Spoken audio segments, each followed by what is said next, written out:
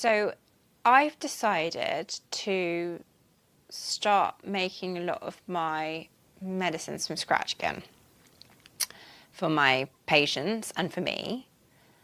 And it's part of a bigger picture of me trying to be more self-sustainable again in light of world events that feel like maybe supply chains are likely to be affected or changed in some way.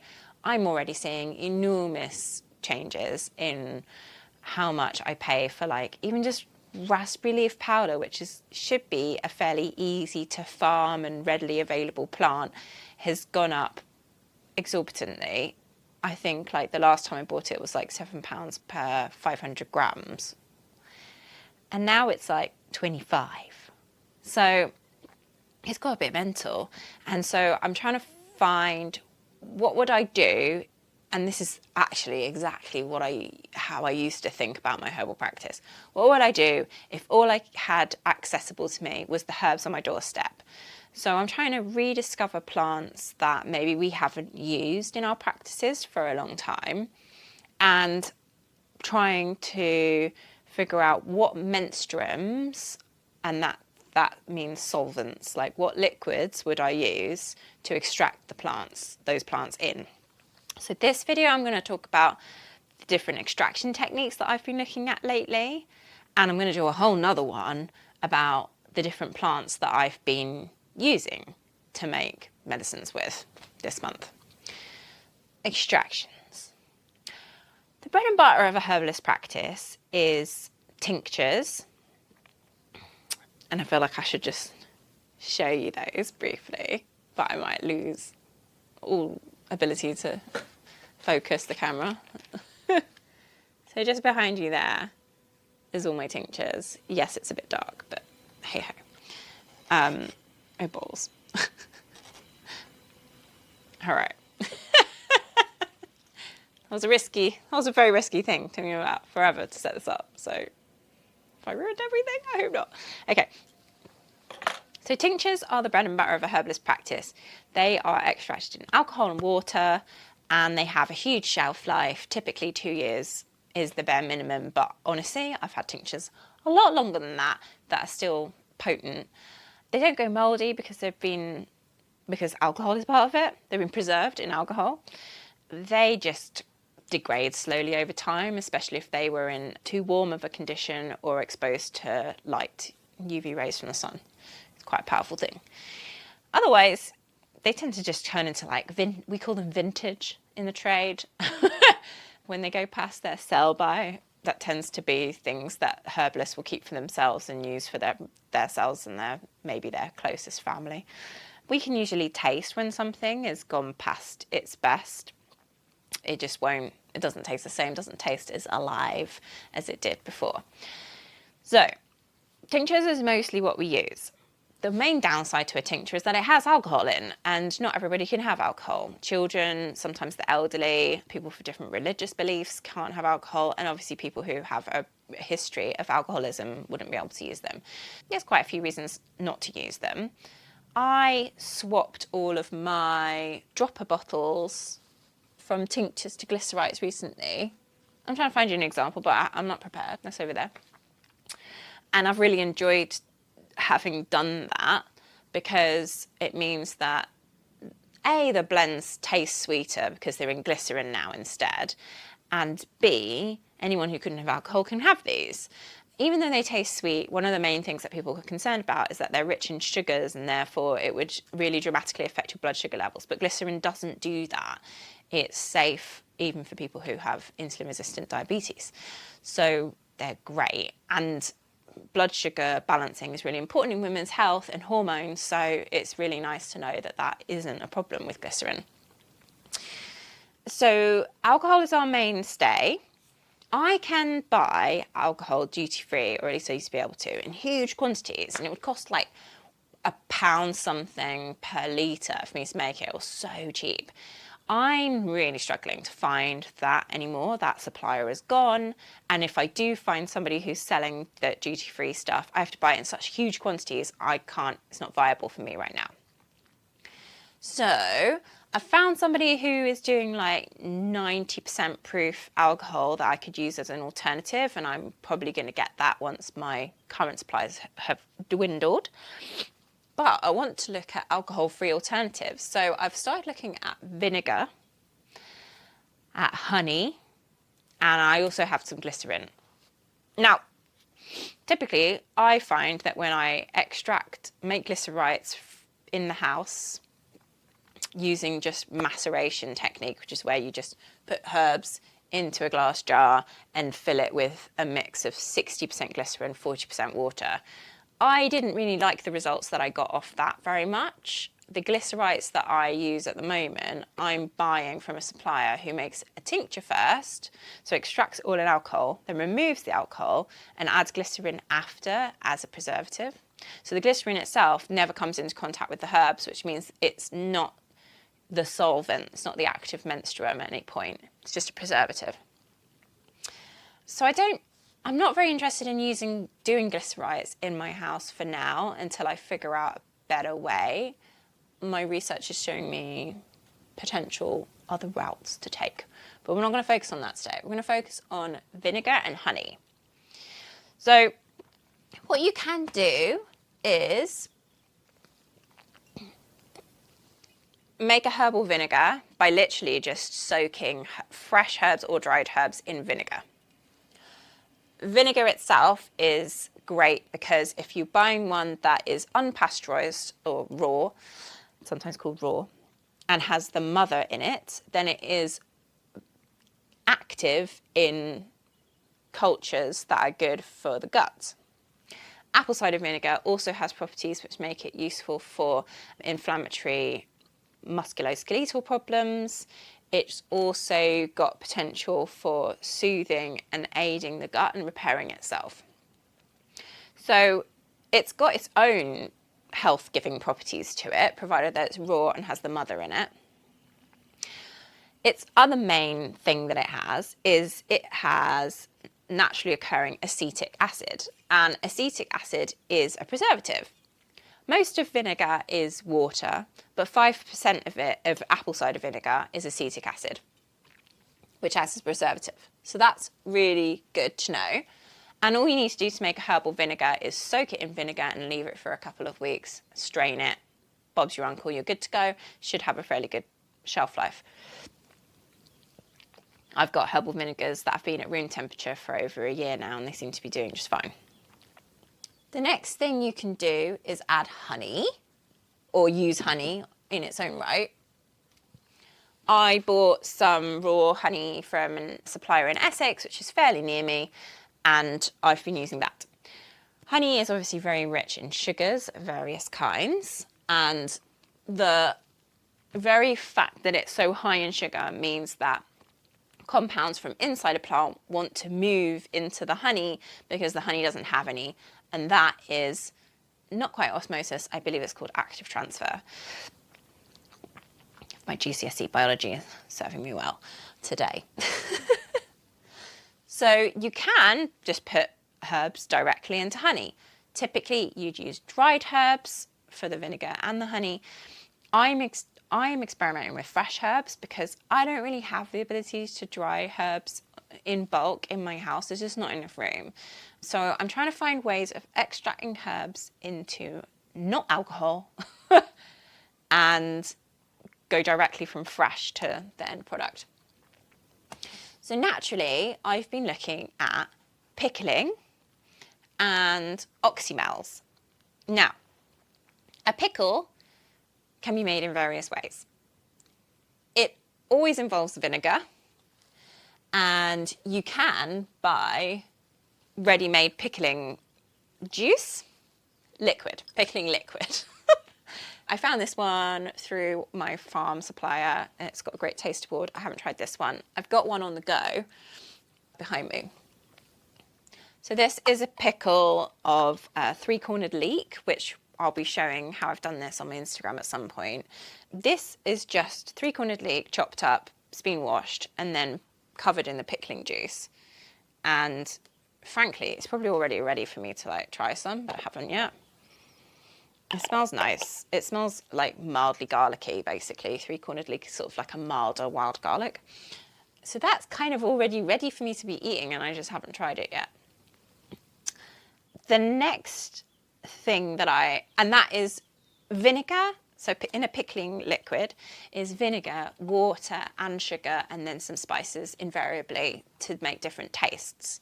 I read a lot about pickling in this wonderful book, which is Henry Sarson, the guy who made malt vinegar and like a whole bunch of condiments, I think. Yeah, he's kind of famous.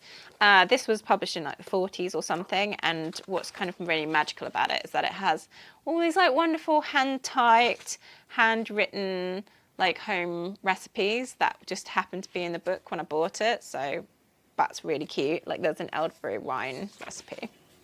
So sweet. So I read about pickling in there. So pickling can just be that you've soaked something in vinegar, water and sugar. But pickling can also be an active ferment where you have started a process going. So what's my good example of that? Just bear with me, I need my glasses for this. So we have this where I've used pickling juice, which is vinegar, water and sugar. Then I have a simpler ferment happening, which is just three-cornered leek, salt, and hopefully the bacteria that was on the plant is going to start it fermenting, and then that will be an active ferment that I can eat and consume. I'll probably have to keep it in the fridge once it's done fermenting, but right now I have absolutely no evidence whatsoever that it is fermenting. It should be doing anaerobic, so that means without oxygen, fermenting from, I can't remember what bacteria it was now. Anyways, but I don't have any evidence it's doing that. So I don't know what I've done wrong here. I kind of thought it would already be making, but it shouldn't be clicking if it's making carbon dioxide. Anyways, so that's probably my first failed experiment of the year. Neither of those are intended as medicines, they're just intended as food for me. Then the next thing that I'm curious about is Oxymels. Now, an Oxymel is a 50-50 blend usually of vinegar and honey, and you just soak your herbs in it. Typically speaking, you use dried herbs, and I'm doing a big experiment here by using fresh herb. This is chickweed in here. It should be ready in 2 weeks for me to try. The trouble with the fact that I've used fresh herb is I've introduced a lot of water to this process. But a pickling juice, when you buy it, like I was saying here, is water, vinegar and sugar. And this is essentially now water, vinegar and sugar because of the water I introduced in the fresh herb.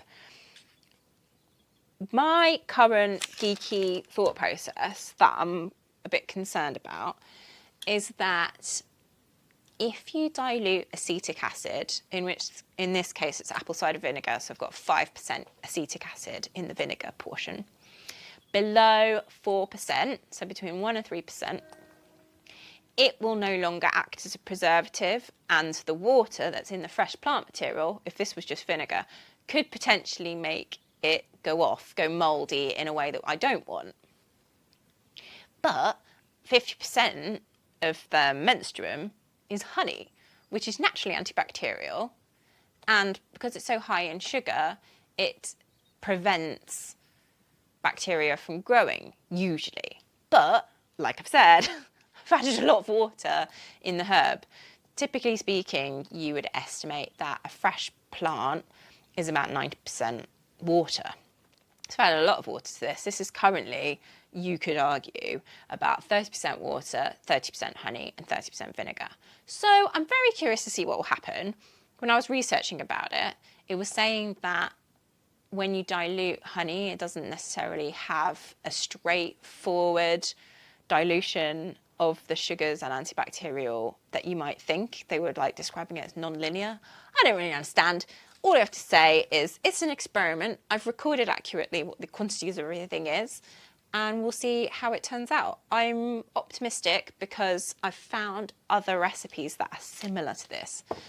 So another book I've been working with is Well-Crafted Vinegars. This book is all about making vinegars that are active, that are alive. What's interesting about this is I found a recipe in here called Witch's Brew Vinegar, and in the first part of the Witch's Brew Vinegar, you're essentially making a decoction, which is where you take fresh plant material or dried plant material and bring it to the boil in water on a hob. And once you've done that, you can drink it, strain it and drink it. But in this case, she's using it to ferment by adding yeast to create an alcohol to start. And then she's adding already active vinegar, so like something like this that's cloudy with the mother in it, to then eat all of the alcohols so that the end result is an alcohol-free vinegar, which is fascinating to me because she started with a lot of water and has ended up with something that is naturally preserved and should have a massively long shelf life because it ends up as a vinegar. So that one's got me quite excited. But it's quite a lengthy process, right? I'm having to wait days for something to ferment. I'm having to wait another like couple of weeks for it to turn into a vinegar. So that's probably like a month-long process. In terms of speed, I have found in this book, James Green's book, which is lovely. It has beautiful illustrations done by his daughter, I believe. In this one, there's a vinegar which starts off as a decoction as well, and then they strain that decoction, and all they do is add apple cider vinegar. So that means that it's at no point an active ferment like it was in the other recipe.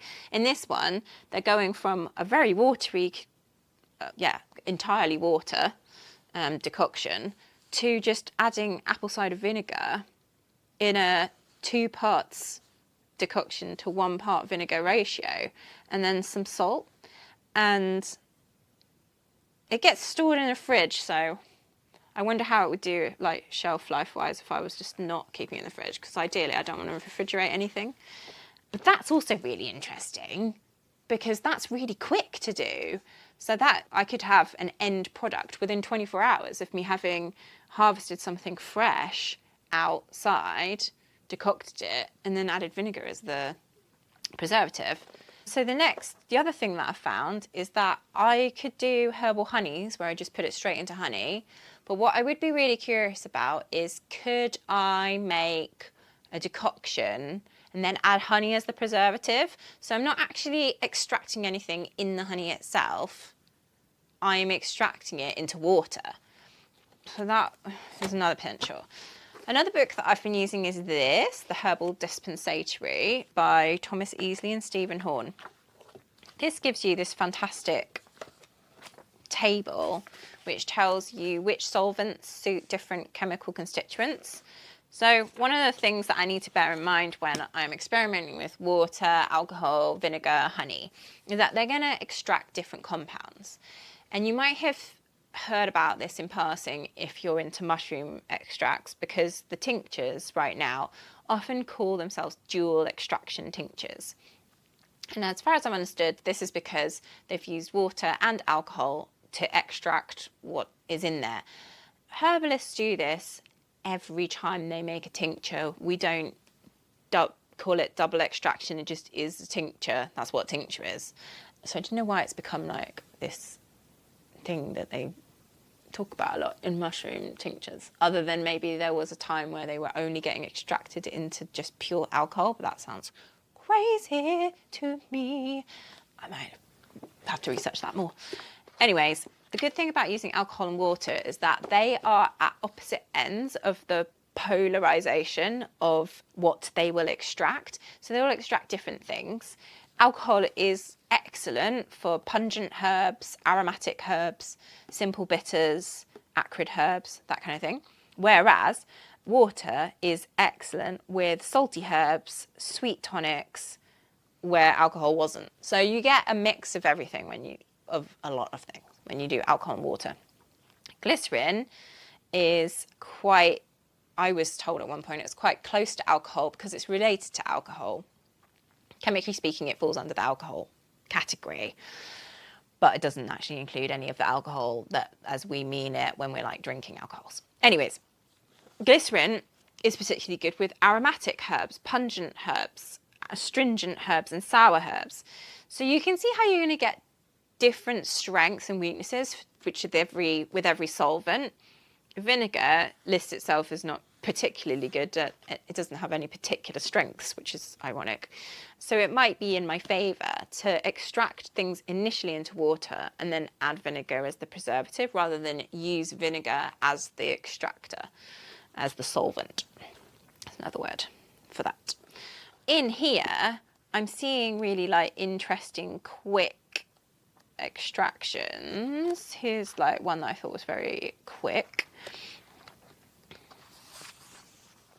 So there, in this, I found a couple of glycerin techniques. So that would be alcohol-free, where you make a decoction or an infusion and then add glycerin as a preservative. So that would mean that I would have something extracted within the day, whereas right now, any tinctures I'm making, it's 2 to 4 weeks before I can strain them. With the Oxymel, I've been told 2 weeks is the bare min. I could keep going for longer. I mean, I've got some tinctures that are like, I haven't strained them for years, and they're fine. There's also, in this, vinegars, but they're, yeah, 2 weeks to make. So essentially, I'm doing lots of experiments right now and seeing what's going to work, what's not going to work. And just bearing in mind that the different things I'm making will have different properties to them. I've found another kind of vinegar called Atika, which is a Swedish thing, which is 24% acetic acid.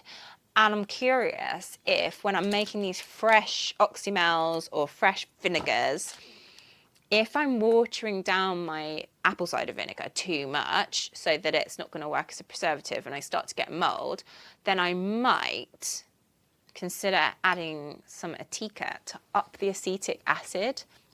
It's a very pure smelling vinegar, and typically is Swedish, and typically in Swedish pickling you would buy this and then water it down to the 5%. So it's really good because it's really concentrate and you can make it go really far, and it's very cheap because of that. So I've got potential things that I'm going to try next, but I don't have any results to show you guys yet because I'm still waiting for things to finish. I've gone on a bit of a 3-cornered leek journey in that I've got one pickling in pickle juice and I've got another one that's lacto-fermenting. And then I should have what I'd like to do as well. Well, I've already got pesto of it in the freezer. But what I would like, the third experiment I wanted to do was do an Oxymel. And then I've got 3 different vinegary preparations that I can test. Actually, one of them's not vinegar, is it? This one's just salt and lacto-fermented. But it'll be interesting to compare the pickling juice, which is water, sugar and vinegar, with an Oxymel, which will be honey and vinegar. So yeah, massively geeking out about trying to go more alcohol free for things, trying to get them shelf stable without being refrigerated, and then reusing, you know, using what's local to me as much as possible, so I'm not reliant on herbs that are now costing more and more the further they have to come. Yeah,